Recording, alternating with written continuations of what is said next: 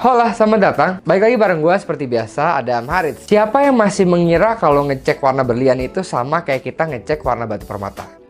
Karena kalau ngecek warna batu, itu dari face up kan? Tapi apakah berlian juga seperti ini? Mari kita bahas.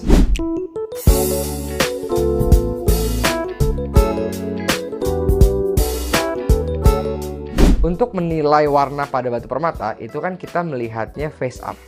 Dengan pencahayaan yang tepat di daylight, lalu face up begini kita lihat, baru kita tentukan warnanya apa. Diamond itu tidak seperti itu. Gimana ngecek warna diamond itu? Jadi untuk menilai warna berlian dari D sampai ke Z, biasanya kita punya yang namanya master color, warna yang dijadikan acuan dan dijadikan pembanding. Idealnya tentu master color ini menggunakan real diamond.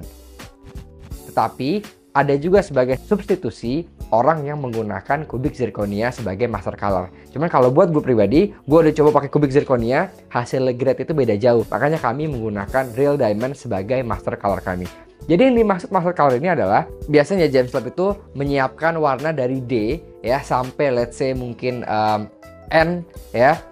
Lalu ketika mau ngecek diamond, diambil diamond yang ingin diperiksa lalu dibandingkan side by side. Mulai dari yang paling rendah digeser ke kiri, terus sampai ketemu range warna diamond yang lagi diperiksa ada di mana. Ngelihatnya juga bukan face up, tetapi dari belakang. Ya ditaruh diamondnya, lalu digoyang-goyangkan untuk tray yang ada master color tersebut. Jadi ada caranya. Sebetulnya dengan cara seperti ini, grading atau penilaian warna pada diamond itu jauh bisa lebih konsisten dibanding batu permata. Kenapa? Karena kalau batu permata, let's say kita bicara blue, itu perpaduan blue antara yang bluenya murni itu aja udah ada misalnya tingkat intensitas warnanya di berapa persen.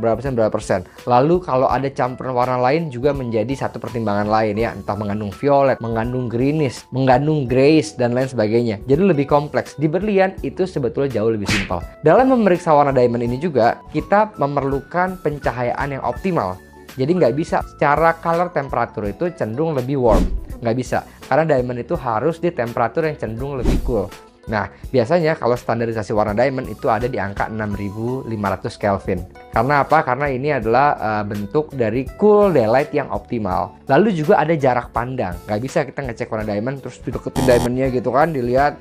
Nggak bisa. Jadi semuanya harus optimal. Agar apa? Agar penilaian warna pada diamondnya cukup konsisten dan sesuai.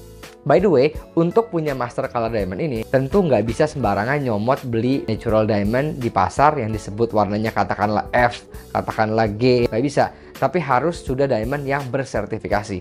Dan sertifikasi tentu yang bisa diandalkan. Misalnya kita bicara GIA, yang memang sudah terkenal kan konsistensinya.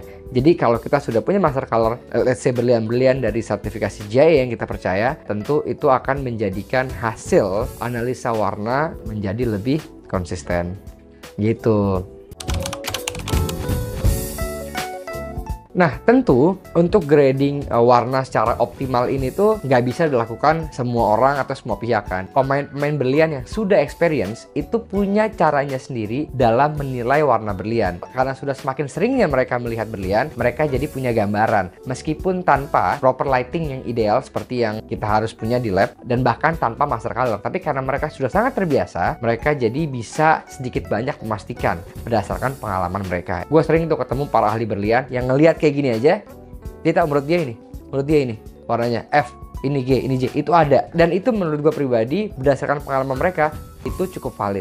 Tentu gue nggak bisa lakukan itu karena pengalaman mereka dan pengalaman kita di lab tuh beda, keahlian kita pun berbeda. Jadi dua-duanya punya keahliannya masing-masing gitu kan. Sama seperti batu lah. Ada pemain batu handal di pasar yang ngelihat batu aja udah bisa tahu ini origin mana, ini treatment mana. Terkadang argumen itu bisa valid karena mereka begitu sering melihat atau bermain atau berurusan dengan batu permata maupun berlian tersebut. Tetapi yang gue bicarakan adalah secara ideal dan berdasarkan keilmuan yang saintifik di laboratorium batu permata atau berlian. Kurang lebih itu dia tadi video singkat tentang bagaimana di James Lab itu menilai atau melakukan grading warna pada berlian. Thank you so much for watching.